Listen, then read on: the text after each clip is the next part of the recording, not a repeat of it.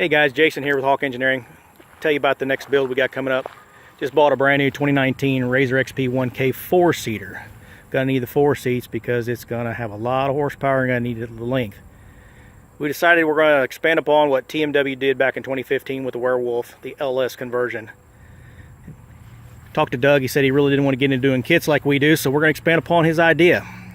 Yes, we said kit, so you're gonna be able to put an LS right inside your Razor, in your shop, in your home, your garage, with our instructions.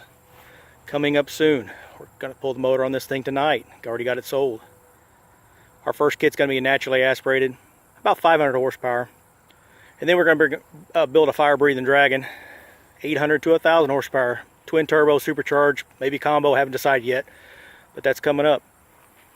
This is the Z1 bouncer that I built about 2 years ago. Absolutely love this machine.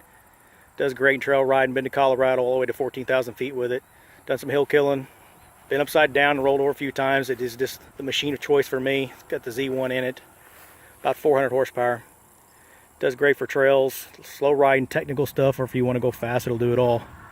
But for the guys in the sand, the guys in Dubai, guys over in California, Arizona, Utah, that need to go fast, this is the machine that's going to be for you.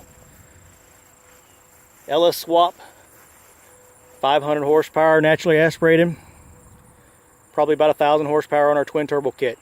Stay tuned. Come back and check on us again. We'll have more videos on this build as we go. HawkEngineering.com is our website. That's also what we go by on YouTube. Thanks for watching.